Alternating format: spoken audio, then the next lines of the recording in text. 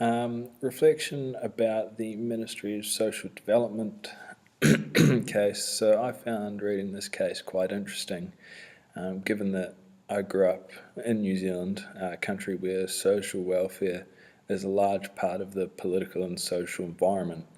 Yet I've never really looked deeply into it. So for me, reading about how the Ministry of Social Development arm of the executive was formed and its management and governance systems has been an insight that's been pretty close to home. The first bit of learning that I gained, was a more wholesome understanding of what the ministry's formal purpose was. Hailing from the upper middle class, my views were a relatively simplistic idea that the Ministry of Social Development purely wrote benefit checks, and that was about the gist of it. And going through the case, however, I found that the Ministry's core business is not just to give out money, but rather to provide services in an effort to help build successful individuals, strong, healthy families, and thriving communities. And this is done in an effort to create a more inclusive New Zealand where everyone's able to participate in all aspects of New Zealand and also their communities.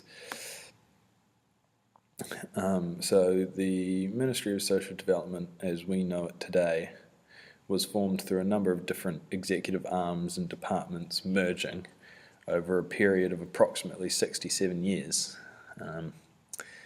And creating the ministry, we see sort of a shift from social welfare to social development.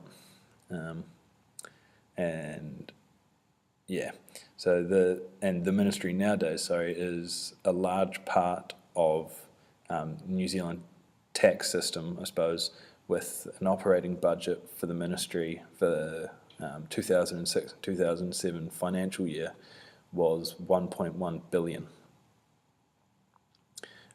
So more over to the management side of things. The ministry is shifted across 3 different clusters in order to achieve a better strategic management. First off, there is the policy cluster. So this cluster included social development, policy and knowledge, which housed the Strategic Social Policy Group. This group produced an annual report on social outcomes and a brief across the wider social sector. Along with this, the regional policy groups was housed within this and analysed each of the ministry's regional offices. This cluster also includes social services policy.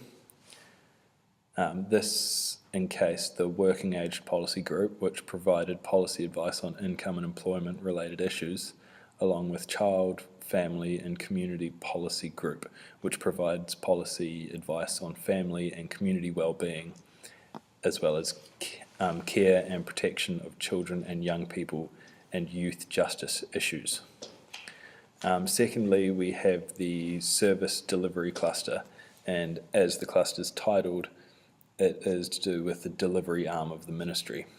This management cluster was originally composed of work and income support and employment services, and specialist services such as debt management, war pensions, means for testing for long stay residential care, and the delivery of student loans and allowances. In 2006, CIFS, or the Department of Child, Youth and Family Services, was merged with the Ministry of Social Development and became a part of the service delivery cluster, helping with children and youths who have been mistreated, neglected or have broken the law. This cluster provided approximately $15.8 billion in assistance to New Zealanders, again in the 2006-2007 financial year. This included $5.6 billion in social security benefits, $7.3 billion in New Zealand superannuation, and $1.8 billion in student loans and allowances. Finally, there is the corporate governance and risk cluster. So this cluster is made up mostly of sort of behind the scenes work, I suppose you could say. It involves necessary branches such as human resources, finances, property, IT, risk and assurance, as well as corporate services. And all of these different functions of the ministry within the corporate governance and risk cluster are collectively accountable to the minister in charge of the ministry, which currently is Paula Bennett. Okay, this is reflection on the Asociación Chilena de Seguridad case study, or ACHS. So for me, this was a really interesting case study. First off, the thing that grabbed me was the statistic that during the mid-1950s in Chile, there was an occupational-related accident every 27 seconds. So this, to me, seemed like a staggering figure, and it really outlines that there was a market for a more complete insurance business. I found that the most interesting thing about this case, that ACHS was built and subsequently managed based on the beliefs and values of Ladislao Lira, the businessman whose idea it was to create the business, and Eugenio Hermans, who was the CEO and chairman of the board of directors. So the company was set up originally as a private, not-for-profit corporation that would focus not only on providing total coverage for accidents sustained on the job, but also would work on developing accident prevention programs. So this was Lira's vision for the company, as he wanted to create an insurance system that was, to use his own words, universal and based on a system of mutual support.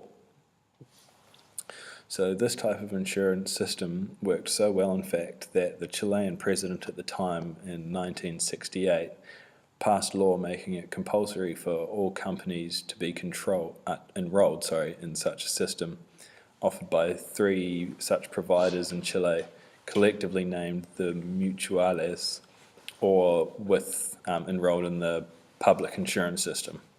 So synonymous with Lira's idea of mutual support, the law even stipulated that should one of the private insurance companies discontinue its services for any reason, for example, financial strife, the associated companies, or those enrolled with the provider, would become jointly liable for the institution's obligations. So also, just jumping back to the whole idea of core beliefs and values that ACHS was managed by, there was a large emphasis put not only on the external workers who were the clients, but also for the staff internally. So the internal personnel policies were so inclusive and considerate that it ended up becoming somewhat of a competitive advantage for ACHS. Such an example is that when they were faced with economic downturn, so when companies would close down, they would cease to be associated with ACHS, and then or the other mutuales, and where it was common practice in the industry to lay off staff in order to continue to stay afloat, ACHS instead took every possible measure to cut costs where it was possible. And if, after all costs had been cut and it was still necessary to reduce spending, there's a clause in all staff members' contracts that allowed for a minor reduction in salary across the company. So this allowed everyone to stay employed and the organisation to keep its head above water. And so this management method saw an incredible loyalty forged, and which kept staff turnover so low that it saw average employment length within ACHS at 23 years, and that is just an astonishing number. So within ACHS, there's a very unusual governance structure. 6 individuals were elected onto the board of directors every 3 years. However, what was interesting, that of the 6, 3 were business people and the other 3 were workers. The business people were elected by the company owners of the affiliated companies, while the workers, on the other hand, the worker representatives were elected by the workers of the affiliated companies, in order that there would be proper representation for all affiliates of ACHS. Training was given to the board representatives for the workers, as they didn't have the accounting or management backgrounds that the business people did. And in doing this, a level of mistrust that was initially present was rooted out and built good working relationships amongst the higher management of the company. And when it came to management and governance decisions on the board, the study stipulates that while everyone had a vote, all of the board members had a vote, with the chairman having 2, they felt they were barely used because they felt that it was better to come to a compromise or a consensus rather than vote and have people unhappy with the outcome. This is my reflection on the Sydney Cross-City Tunnel case study. Of the 3 cases, this one sort of struck the strongest chord with me, but I also found it to be probably the least interesting. So it struck the strongest chord in that I spent part of my childhood growing up in Hong Kong, which is one of the most populated cities in the world. So road traffic congestion is something that I am really quite familiar with, as well as CKI, which is a Hong Kong company. So the most interesting part of this case, I thought, was the idea of public versus private funding for city projects. So normally city infrastructure projects, such as the one in this case, would be funded by the public sector, because it's sort of for the betterment of the city as a whole. However, this case broached on the subject of private funding for city projects. This case is a prime example of a public-private partnership, or PPP. This is an arrangement between the public sector and private sector for the purpose of providing a development or service that would conventionally be provided by the public sector. The form of PPP that's involved in this case study is a privately financed project, or PFP model.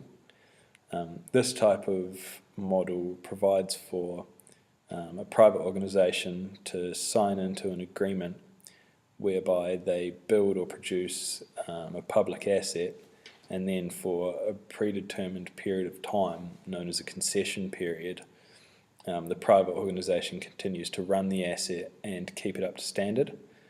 And then once this concession period has expired, the asset is then passed to the public sector to then own and maintain.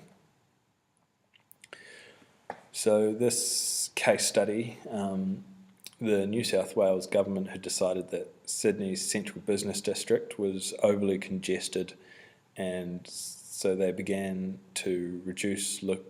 looking for a way to reduce the congestion for both people working within the CBD and others wanting to get from one side of the city to the other without getting stuck in the congestion. Their idea was to build an underground tunnel that spanned from Darling Harbour in the west to King's Cross in the east. At the time that this was being thought up, it was the turn of the millennium, and the New South Wales government was involved in a debt reduction strategy, and so this is why they explored the option of a PFP. It would be beneficial in that they wouldn't incur the costs as far as production is concerned. This is because the time and monetary cost of building the cross-city tunnel would be placed on an external private entity, but the New South Wales government would still benefit from the public asset because of what it provided to the population of Sydney. So Chung Kong Infrastructure Holdings Limited, or CKI, was a leading company in the infrastructure sector based in Hong Kong. Initially, their projects were exclusively situated in the Greater China region, but they were looking to expand the organization's assets to other international markets. They first invested into Australia in 1999 in Investra, which was the largest natural gas company in Australia, and this saw CKI get good financial returns. With the Cross-City Tunnel, CKI joined with Bilfinger Berger AG, which was a leading construction company, to form the Cross-City Motorway Consortium, hereinafter CCM. So CCM was aware of the New South Wales government's debt reduction plan, and so they entered a bid supporting this strategy, whereby CCM would shoulder all financial costs in the tunnel build process. So they did this because CCM had forecasted that the Cross-City Tunnel would be used by approximately 90,000 vehicles per day by 2006 and over 100,000 vehicles by 2016. So by placing a toll on the use of the tunnel, that volume of vehicles would create substantial revenue streams for CCM. However, once the tunnel was finally opened, it was termed the ghost tunnel because of the low number of vehicles travelling through it each day, which, according to figures released by CCM in early 2006, was only approximately 30,000 vehicles a day.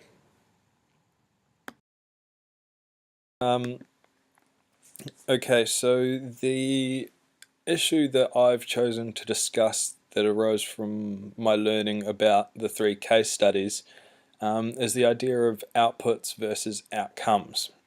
So this issue, in relation to the case studies, is most evident in the Ministry of Social Development case and also to a lesser extent the ACHS case. What does this have to do with management and governance? The idea of outputs versus outcomes relates to management and governance in that it's an essential part of the goal-setting process for any institution, regardless of whether it's public or private. So in order to delve deeper into this issue, it's quite important to have a good grasp of the 2 key concepts. So firstly, what is an output? The New Zealand Oxford Dictionary states that an output is the product of a process, especially of manufacture or of mental or artistic work. So there's 2 keywords that stand out in that description. Firstly, product, and secondly, process. So first we need an input, which is then put through a process of some sorts, and then a tangible product emerges the other side. So this means that an output is easy to see, it's easy to measure, and easy to account for. So this makes it a really great management tool because it allows for really easy performance review. Secondly, what is an outcome? If we again look at the New Zealand Oxford Dictionary, it states that an outcome is a result or a visible effect. So this definition, on the other hand, allows for a lot more ambiguity than the former, and part of that ambiguity can stem from the fact that outcomes are often very subjective and therefore can differ from person to person. So what are the differences? In my research, it seemed that outputs and outcomes were more or less polar opposites. For example, outputs are easily measured, whereas outcomes are not. Outputs are specific, whereas outcomes are often quite broad. Outputs are often business orientated, whereas outcomes are often people oriented. Outputs focus on efficiency, whereas outcomes focus more on effectiveness. Also, outputs are concerned with meeting performance indicators, whereas outcomes are more concerned with a public good, or sort of a more holistic outcome or approach. But one really interesting difference that I found is who the two are focused on by. So normally the top levels of management are concerned with outputs and how an agency or entity, is performing, whereas lower management and frontline staff are likely more concerned with outcomes achieved with individual clients or customers. So the list really goes on, and it's left me pretty unconvinced about which of the two is more important. Which one is better? Well, all successful and even not successful business entities have goals that they aim for in any given period, and as I've already stated, goals are often in the form of outputs and or outcomes. We've already looked at the difference between the two, but do they compete against each other? To an extent, there can be a trade-off between the two, much like there's a trade-off between efficiency and effectiveness. For example, an entity's goal for a financial period might be to produce and sell, say, X amount of goods or services in order to post a profit of Y. That is an output-based target. On the other hand, a company's main goal might be to keep customers happy so that they can create repeat business, and this is more of an outcome-based goal. Now, both are feasible and really sensible goals for an organization to adopt. However, it begs the question still, which target or which type of target is more important? So in researching this idea a bit further, it dawned on me that neither is really more important than the other. Rather, they complement each other and work together. So what I mean by this is, outputs such as revenue and profit enable entities to fund outcomes. But without outcomes, there really isn't a need for the outputs. Moving on, the Ministry of Social Development case study. Just a brief overview.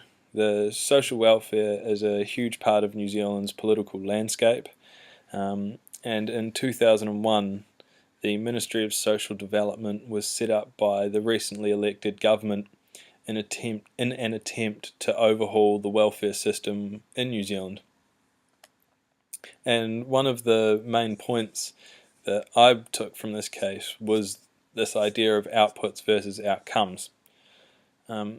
So by looking at the evolution of the Ministry of Social Development, you can see that there's been a definite switch from one to the other over the years. So from the early 70s, the Department of Social Welfare was seen by critics as, and to quote the case, the epitome of a centralised, cumbersome and hierarchical bureaucracy. Even with this poor system, though, the unemployment rate declined steadily until 1998, when it began to rise again. And in order to combat this unemployment rate rise, the National New Zealand First coalition government that was in power at the time pledged to reduce dependence on the welfare system. So by streaming the different welfare departments from work to welfare slogan was adopted. The ministry's targets under this system were heavily output-based and was criticised for being too corporate. By adopting volume and efficiency targets, unemployment rates dropped considerably. So the outputs that were put in place or were aimed for were reached. And the case study goes on to outline that while as an organisation the Department of Social Welfare was great in a commercial sense in that it reached all of its targets, it was argued whether an efficient outputs-based model was an appropriate model for social welfare.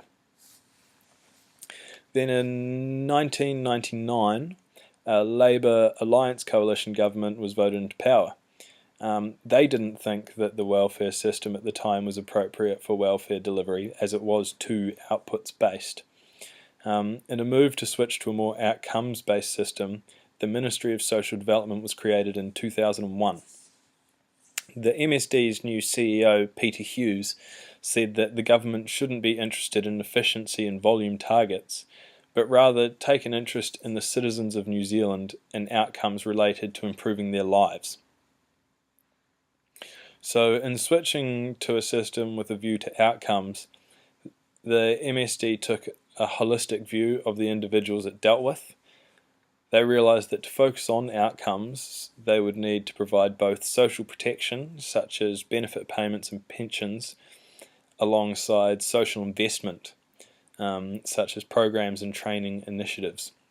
By focusing on the latter, however, because it is more geared towards positive outcomes, Hughes believed that reliance on the former would decrease. So which of the two systems was better?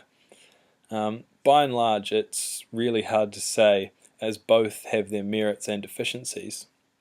In regard to management and governance, the output-based system I talked about first is probably a superior model. This is because outputs, such as employment rates, are easily quantified and can therefore be monitored and improved if necessary. However, in terms of the public welfare system, it can be too corporately focused. And in this regard, an outcome-based system is probably better as far as societal development and progress is concerned. But then, again, on the other hand, it can present a lack of quantifiable information when it comes to performance review. Moving on to the ACHS case study, a brief overview. So ACHS was a non-for-profit insurance company in Chile that focuses not only on providing total coverage for accidents sustained on the job, but also works on developing accident prevention programs. So in contrast to the Ministry of Social Development case, both outputs and outcomes can be seen in the delivery of ACHS's services. So the two really kind of work in tandem. So the paradox of success is an issue arose in that ACHS's success had a very paradoxical nature. But before explaining this, if we first take a step back, then we can see that ACHS has two broad types of output. First, they provide services relating to minimising occupational injury and illness, and the second output that they provide are the services administered to workers who have become injured or fall ill on the job. So an outcome of the former is that due to the increased knowledge and understanding of how to minimise injury and illness in the workplace, there are less injuries and illnesses suffered on the job, and this resulted in lower dues being paid by the affiliated companies. So that not only reduced the income received, but the medical facilities that were owned and operated by ACHS had less patients to deal with. So while fees received were lessening, there were still significant amounts of money going toward maintaining the facilities and upgrading them so that they did still have top-of-the-line technologies in treatment, but less people were frequenting these facilities. So that ties into what I said earlier in outlining the difference between outputs and outcomes, regarding outputs enabling the funding of outcomes, and without outcomes there's no need for outputs. So in the case of ACHS, it's the success of their outputs delivering such good outcomes that their future outputs are being jeopardized. And for me, that really made it a lot harder to determine whether outputs or outcomes are more important to aim for. So just quickly, how does sort of this issue relate to my major subject? My major is taxation and accounting, and just quickly, I think it's important to note before I begin that taxation for a public entity is more or less synonymous with revenues raised for a private entity.